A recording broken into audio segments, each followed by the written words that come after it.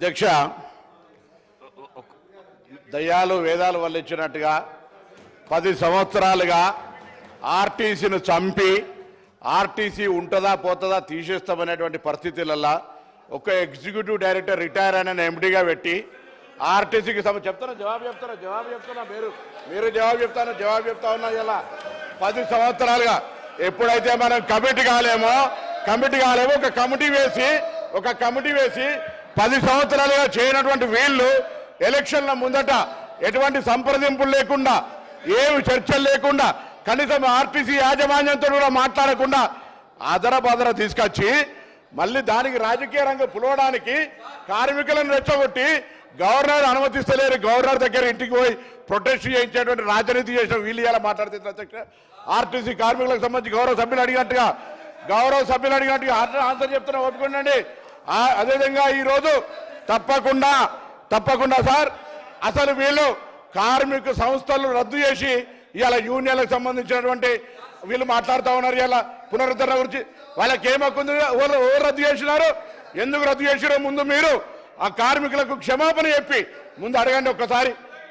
మీరు యూనియన్లు రద్దు చేసి మీరు ఆర్టీసీ గౌరవ అధ్యక్షులు మీరు మీ కుటుంబ సభ్యులు ఉండి వాళ్ళు అన్నమో రామచంద్ర అంటుంటే కూడా చచ్చిపోతే కూడా 50 రోజులు సమ్మె చేస్తే పట్టించుకోండి. మీరు ఒక్క బస్సు కొనే అధ్యక్ష 10 సంవత్సరాలుగా గౌరవ ముఖ్యమంత్రి గారు మా ప్రభుత్వం వచ్చిన తర్వాత బరాబరిగా ప్రభుత్వం బస్సులు కొన్నది. అంతేకాదు 2013 నుంచి పెండింగ్ లో ఉన్నటువంటి 280 కోట్ల బకాయిలను మేము బాండ్ రూపంలో ఉంటే ఇచ్చిన 80 కోట్లు పేమెంట్ అయింది. ఆన్లైన్ లో యాజమాన్యం ఇతర అవసరాల గురించి కలుగుతా ఉంది. ఇంకొక మాట అడిగినారు అధ్యక్ష, మేము ఎన్నడూ మా ప్రభుత్వం వచ్చిన తర్వాత కార్మికులకు సంబంధించిన పిఎఫ్ కావచ్చు, కోఆపరేటివ్ సెస్ ₹1 ముట్టలే. 4,000 కోట్ల బకాయిలు వాళ్ళ సంస్థ కార్మికుల సొమ్ము వాడుకున్నారు అధ్యక్ష. ఇవాళ ఆర్టీసీ 7,000 కోట్ల అప్పులతోటి మాకు అప్పచెప్పితే ఈరోజు ప్రభుత్వం మహాలక్ష్మి పథకం కింద నెలకు 300 కోట్లు ఇచ్చారు అధ్యక్ష. ఇప్పటికే 70 కోట్ల మంది మహిళలు ప్రయాణం చేస్తే అధ్యక్ష 2,400 కోట్ల రూపాయలు ఆ మహిళల పేరు మీద వచ్చినటువంటి సొమ్మును 2,000 కోట్లను ప్రభుత్వం తరఫున ఆర్టీసీకి ఇచ్చినాం. ఆర్టీసీ ఇంకొక మాట చెప్తా ఉన్నారు, కారుణ్య నియామకాలకు సంబంధించి అధ్యక్ష కారుణ్య నియామకాల పాలసీ ఎవరు తెచ్చినా ఇంకా సరళీకృతం చేసి ఈరోజు ఆర్టీసీ కార్మికుల కుటుంబాలందరికీ కూడా ఆధారం ఇస్తా ఉన్నాం. మేమేం ఎన్నడే జీవాలు మార్చలే. తప్పకుండా ఆర్టీసీ కార్మికుల కుటుంబాల నుంచి చనిపోయిన వాళ్ళతో పాటుగా ఆరోగ్యం బాగలేనటువంటి వాళ్ళకు కూడా వాళ్ళ పిల్లలకు ఉద్యోగాలనే పాలసీ తీసుకొచ్చాం అధ్యక్ష. ఆర్టీసీ తార్నాక హాస్పిటల్ను కూడా ఇవ్వాలనే మొన్ననే ఎంఆర్ఐతో పాటుగా సిటీ స్కాన్ తీసుకొచ్చి క్యాత్ ల్యాబ్ దాకా అభివృద్ధి చేసి ఆర్టీసీ కార్మికులతో పాటుగా అనేకం తీసుకుపోయే ప్రయత్నం చేస్తాను అధ్యక్ష. అదేవిధంగా ఈరోజు 45 లక్షలు ప్రయాణం చేసే సంస్థ 56 లక్షల మందిని ప్రయాణం చేస్తున్నారు అధ్యక్ష ఈరోజు. అంతేకాదు 3,000 కొత్త బస్సులకు సంబంధించి వారు అడుగుతా ఉన్నారు ఉద్యోగాలకు సంబంధించి అడుగుతా ఉన్నారు. 3,035 మంది ఉద్యోగులకు నియామకం చేసిన అవును అధ్యక్ష. ఆర్టీసీ ఇలా వాళ్ళందరికీ ధన్యవాదాలు చెప్తా ఉన్నా. నా సంస్థలో ఉన్నటువంటి ఆర్టీసీ డ్రైవర్లు కండక్టర్లందరికీ సభా వేదిక ద్వారా మా ప్రభుత్వం తరఫున అభినందన తెలియజేస్తున్నాం అధ్యక్ష. అవును ఓవర్లోడ్ అవుతా ఉంది, కానీ ఓవర్లోడ్ చేస్తే కూడా ఇలా పని భారం పెరిగిన మాట వాస్తవం, కానీ వాళ్ళందరికీ డబుల్ పేమెంట్ ఇస్తాను అధ్యక్ష. 8 గంటల తర్వాత పనిచేసే వాళ్లకు వాళ్ళ శ్రమ దోపిడీ చేయొద్దని మీ దగ్గర బస్సులు ఎక్కడో లేడు, మా దగ్గర 100% ఇలా 95% యాక్టివిటీస్ ఉంది అధ్యక్ష. నష్టాల నుంచి తీసుకొని ఇలా లాభాల బాటలా ఈ 3 నెలలకు తీసుకుంటే ఆపరేషన్ లాస్ నుంచి ఓవర్కమ్ అయి బయటకు వస్తాను. ఆర్టీసీ ఉంటుందో ఉండనేటువంటి పరిస్థితుల్లో నేను చెప్పిన అధ్యక్ష. ఒక ఎగ్జిక్యూటివ్ డైరెక్టర్ ఈ సందర్భంలో చెప్పాలి వాళ్ళ బంధు ఎగ్జిక్యూటివ్ రిటైర్డ్ డైరెక్టర్ ఎండీగా పెట్టి సంస్థ నడిపిన అధ్యక్ష. 50 రోజులు సమ్మె చేస్తే పట్టించుకోలేదు అధ్యక్ష. వీళ్ళు ఎలా కమిటీ కాకపోవడంతో ఒక కమిటీ వేసి ఇక దోపిడీ ఎలక్షన్లు అమ్ముకుంటే 50,000 ఆర్టీసీ కుటుంబాలు వ్యతిరేకిస్తున్నాయి, మనం గెలవలేం కావచ్చు అనేటువంటి ఆలోచనతోటి ఆర్టీసీ కార్మికులకు ఒక ఈ భూతత్వం రేటు చూపెట్టారు అధ్యక్ష.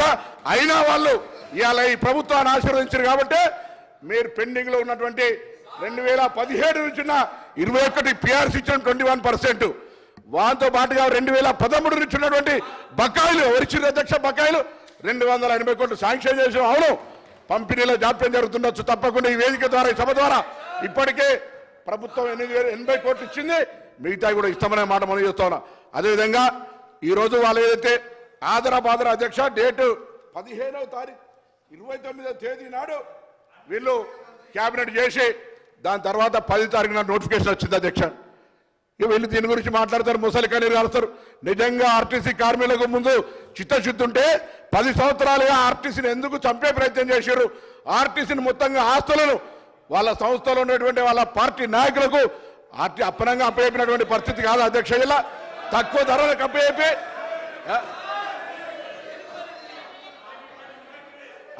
మీ శాసనసభ్యులకు ఆనాడు మీ ఇష్టం ఉన్నట్టుగా ఆర్టీసీ ఆస్తులు ఇచ్చుకున్నటువంటి పరిస్థితి కాదు అధ్యక్ష.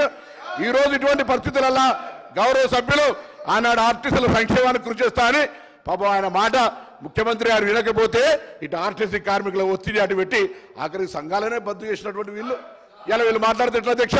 అందుకే తప్పకుండా మా ప్రభుత్వానికి ఆర్టీసీ సంక్షేమం, ప్రజల రవాణా సౌకర్యం, ఆ విధంగా కార్మికుల సంక్షేమం మా బాధ్యత.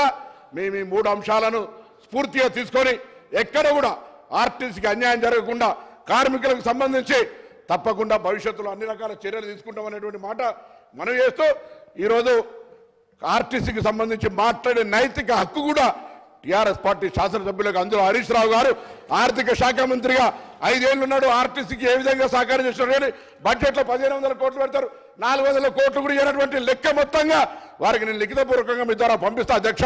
వీళ్ళు మాట్లాడితే ఎట్లా అధ్యక్ష? ఇవాళ మేము 2400 కోట్లు మహాలక్ష్మి కింద ఇచ్చినటువంటి సొమ్ములో దాదాపు 2000 కోట్ల రూపాయలు ఇప్పటికే ఆర్టీసీకి ఇచ్చినాం. 280 కోట్ల బాండ్ రూపంలో 80 కోట్లు ఇచ్చినాం. 21% పిఆర్సీ, 35 కోట్ల అదనం భారం పడుతున్నా ఇలా ఆర్టీసీ మేము నిర్ణయం తీసుకున్నాం.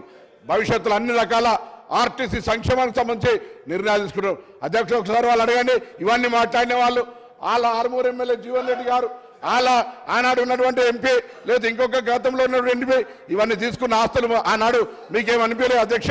ఆర్టీసీ సంక్షేమం ఆనాడు కనవలేదా? నేను అన్నిటికంటే ఒక ప్రశ్న అడుగుతా ఉన్నాను వీళ్ళను. అసలు ఆర్టీసీ లాంటి సంస్థకు ఇవాళ ఒక రిటైర్డ్ ఈడీని ఎందుకు ఎండీ పెట్టినారో చెప్పమని అడుగుతూ తప్పకుండా మరొకసారి ప్రభుత్వం పక్షాన మీ ద్వారా సభందరికి కూడా సమస్త ఆర్టీసీ కార్మికులు చెప్తాను, తప్పకుండా ప్రభుత్వం ఈ అంశం పరిశీలనలో ఉంది. వాళ్ళు కమిటీ కాక ఒక కమిటీ చేసి జాప్యం చేసి ఉండొచ్చు. మేము దాని మీద చర్చల ప్రక్రియ ఇతరత్ర కార్యక్రమాలు తీసుకుంటా ఉన్నాం. తప్పకుండా దానికి సంబంధించి ఆర్టీసీ కార్మికులకు ఎక్కడ కూడా ఇబ్బంది లేకుండా ఉండే విధంగా చర్యలు తీసుకుంటామనే మాట సందర్భంగా మనం చేస్తా ఉన్నాం.